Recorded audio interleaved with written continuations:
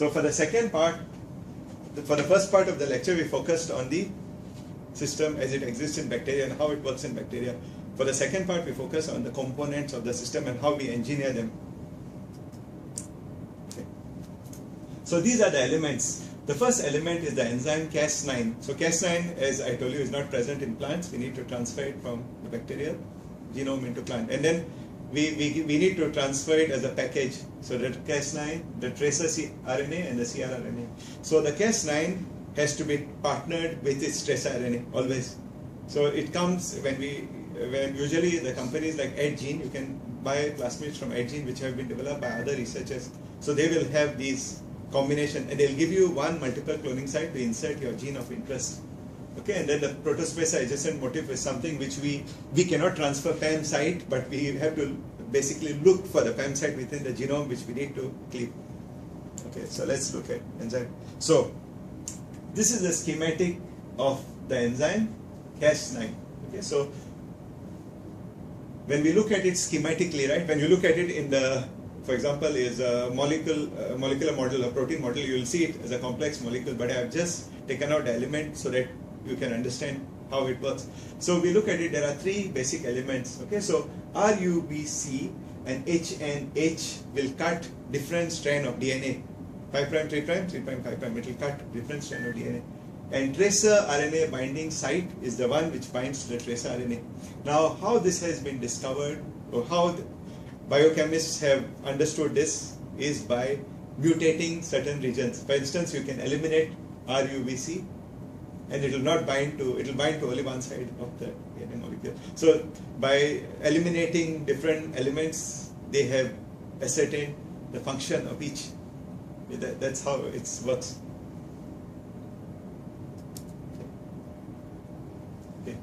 So the first version, so now we have, just as you have software version, they have engineered. So earlier days, right, when we did engineering, we were not sure because we inserted a genome. For example, we have the plant genome, as plant cell, we use agrobacterium transform, and you only relied on the internal repeats, IRL, what is known as of the recombination process in agrobacterium to insert your gene into the genome. You did not know where it would get inserted. So you have, like, for example, 20 chromosomes, you did not know which chromosome it would insert itself into. You could direct to a certain extent by changing the homologous recombination sites, but however you could get a lot of off-target and multiple binding. In the case of Cas, it doesn't work that way. You can direct it. Of course, you still get mosaic. You know, mosaic is where the Cas9 enzyme may not insert specifically. It's reported in publication that you have mosaic formation. However, overall, it's proven to be better than the conventional genome targeting systems. Okay, so the first version of Cas9 which you get when you read, right, you need to know the notation for this. So when you see Cas9 minus RUBC, okay, it means that that enzyme will cleave only one strand of DNA, not the other strand. So when this is of use when you want to nick or cut DNA at one strand, okay, that's how it works. The second one is, of course, the next version, which is minus HNH, which will cleave the second strand of DNA. Now, when we conceptualize this, right, sometimes your frame, actually your gene is encoded on one side, 5', 3', and sometimes the gene is encoded on the complementary strand. You can have ORF on one strand, ORF on the other strand. So the logic of this design of making this version is you can shut down or switch off genes on either strand. Okay, you will ask, what's the point? You can have a enzyme which will cut both strands, but why make it cleave on one side and the other side? Because you can manipulate it to switch off or switch on genes on either side of a DNA molecule. Because most of the eukaryotic genome, they may code genes on both sides. You can have a 5', 3', and then the complementary strand also will code another ORF. So you can use this system to switch on or switch off genes on either side of the DNA strand. Okay, and finally you have an enzyme version which is known as dead Cas9, dCas9, that's version 3, in which both these elements have been inactivated. Now you will ask me, what's the function of dead Cas9? Dead Cas9 can be used to bind to DNA. Okay, and it can be used to switch off genes for experimental studies. For instance, you don't want to eliminate a gene, you don't want to insert a gene. However, you want to test your hypothesis whether this gene is linked to a specific function. You want to have temporary. So what you do, you clone and express this particular element. It will bind. You can direct that to bind to specific promoter. When it binds to the promoter, it will switch off the gene, turn off the gene. So then you can validate many hypotheses. So this, in addition to engineering, this also has helped us in functional genomics system. We can identify, functional genomics means in the earlier days we made a mutant library. We mutated everything, and we basically selected mutants, and then we did a reverse engineering. We look back at the genome and we try to find out which gene is responsible to which phenotype. So the match between genotype, phenotype.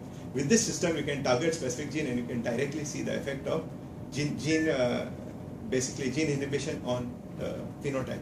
Okay, so that makes it far easier.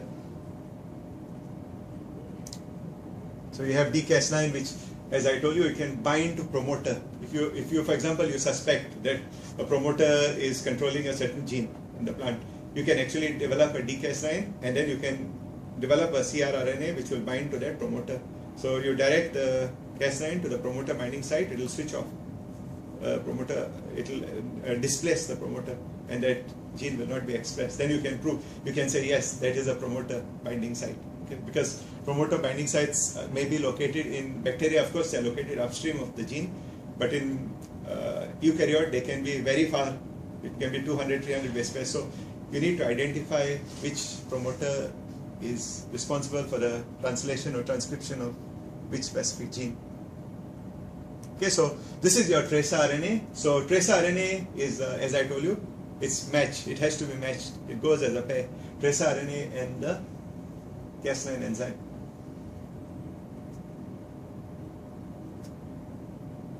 Okay, so tracer RNA, as I told you, RNA in the earlier lectures, RNA is a molecule which will have self-complementarity because it is single-stranded. So tracer RNA has self-complementarity, and it will form a specific motif, and that motif is the one which will be bind to the Cas9 enzyme. So you can predict tracer RNA from genome by looking for the motif and the binding pocket into the Cas9 using bioinformatic tool. You can predict which is the tracer RNA. So it remains inactive, as is explained to you, it remains inactive until it encounters Cas9. So they may be floating around in the cell. As part of the, we have our white blood cells, for example, moving through our system, lymphatic system, and looking for viruses or bacteria which invade, and then they'll immediately elicit, there'll be an immune response, right? Similarly, this tracer RNA may be floating around in the cell. When it encounters Cas9 and it encounters the foreign DNA, it will undertake its function. Okay, so the cRNA is the one which you need to engineer. Now cRNA, you have to be careful when you engineer it. One side of the cRNA is actually the one which is complementary to the genome which you want to cleave. The other side should bind to the tracer RNA using the Watson-Crick base pairing. So it just binds, it doesn't bind through any covalent bond, it's directly through hydrogen bonding. So you have to engineer it so it binds. So it should, so as I have shown you, the black portion and the red portion which are complementary actually have base pair which are complementary to each other. So they will bind to each other. So that's where the site will bind, and the yellow part is the portion is the site where it will cleave. Okay, and the third thing is the Protospacer adjacent motif. Now, Protospacer adjacent motif, you cannot engineer into that plasmid. You have to identify it as part of the gene. Okay. So, what are these PAM sites? So, PAM sites are different. So, when you see a PAM, Cas9 will move there and it will cleave or inactivate its specific gene. Okay. So, PAM sequences have been identified in bacterial genome, and they are compatible with different Cas9 proteins. Okay, I will give an example of them shortly in the table. Okay. So this is the PAM sequence for different bacteria.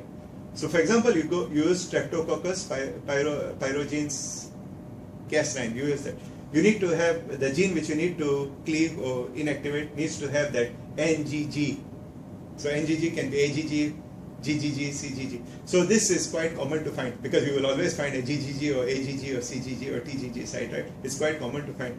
Okay, so Streptococcus pyogenes is the first one. The other ones are more complex. For example, in Neisseria, you need to have NNNN. NN means any nucleotide, either ATC or G, but you need to have that GATT. So that is more, the likelihood of finding such a big sequence is lower, right? So that is why Streptococcus is good for cleavage in general, but the disadvantage is you can have off-target, because NGG will be, you can have AGG, CGG. So if you have your gene which you want to cleave and there is a AGG, it's good enough. But if you have, for example, if AGG is present in front of 6 genes and they are copies of each other, or they have similar, then you have a problem. That is why earlier days we could not work with Cas. Now we have the informatics. We have bioinformatics. We have a large database, a collection of genes, so we know where these PAM sites are located with reference to genes, and we can program it. So Streptococcus also is having that. So you have NN, AG, AA. So this is more specific. Okay? But if you have NAAC also is more specific. So you have to look for the system based on your genome. So when you develop this system, your experimental design, first you have to look at your gene. Then you have to look upstream of the gene for the PAM site. Okay? So if you find that you have NGG, okay, you can use the first, you can use Streptococcus. You use Streptococcus cas and Streptococcus tracer, that plasmid. However, you find that that gene does not have that particular PAM, you have to use another cas system. Okay? So you have to select based on the PAM. The PAM is the most important aspect of the cleavage part. Okay, so you may end up in a situation where you may have a genome in which you have 2 genes and both of them have the same, almost the same complementary sequence and the same PAM site. In that case, you have to redesign your target tracer, the target RNA, so that you don't cleave off target. Okay, so that's how it's done. Okay, so is the concept of PAM clear? It's clear. Okay, so in our system, right, we have two when we need to repair our DNA in the eukaryotic system, there are 2 processes which occur. One is non-homologous end joining, NHEJ, which will refer to NHEJ throughout, and the one is homology directed repair, HDR system. These are designed to protect your DNA from cleavage. Okay, so this is what happens. Okay, so in non-homologous end joining repair, when you have you have your DNA, there are 3 possibilities with regard to damage. First, you can get nicked on one strand. The second possibility, it can get nicked on the other strand, and the third possibility, it can get cleaved. Okay? So in the case of NHEJ, non-homologous end joining, the chance of mutation is very high. Do you know why? You have lost the template strand.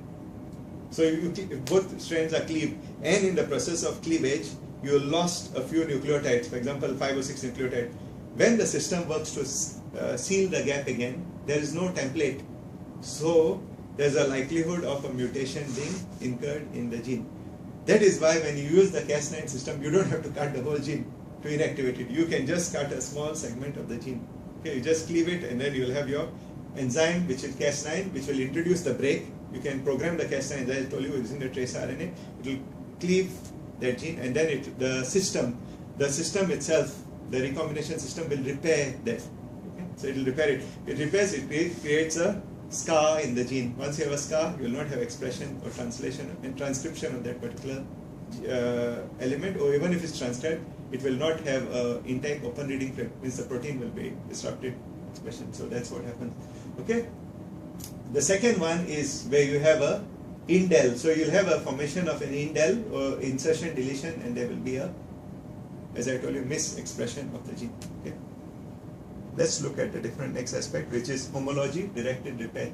So in homology directed repair, your Cas9 will induce a double-stranded break, but there will be a repair of the system by the HDR system. Okay, your HDR system, which is present in eukaryotic cells, will repair the genome. When it repairs the genome, it will introduce the specific change. Okay, okay. Imagine this way: you have a gene in a plant, and then you have an enzyme target site. You assume it's an enzyme target site. you want to make that gene multifunctional, introduce another active site of an enzyme into that gene. So in that case, you use HTR repair concept. So you introduce an element into the gene using the CRISPR-Cas system. So once it's introduced into the genomic DNA, it will then transcribe and translate into that protein. So this is the two ways in which you can. The first one can be utilized to create indel, to inactivate gene. The second system, you can introduce an element and enhance a gene. Enhance means you make a more enhanced version of that particular enzyme. For instance, maybe you put two active sites you want to introduce, so you can use the HTR system to enhance. So this is how the system, actually you should understand this. What we are doing is we are taking a prokaryotic system and applying it in a eukaryotic context. So it's different. So you can see the change and then we are exploiting both. So you see we are creating a hybrid system. Normally we have, like philosophically, we have eukaryotic system work in one way, prokaryotic system works in another way. Okay, so you have different methods of recombination and repair. However, when we use this concept, right, Cas, it crosses that boundary. That is why Cas has become very, how do you say, controversial and also very attractive to researchers. Because you are like, the same thing happens when you do codon optimization, I told you in proteins. The codon usage is different for bacterial system and for eukaryotic system. However, now with codon optimization, we can actually transfer you can modify codon so that proteins can be expressed in all systems. Okay, so the next part we will focus on the engineering the system.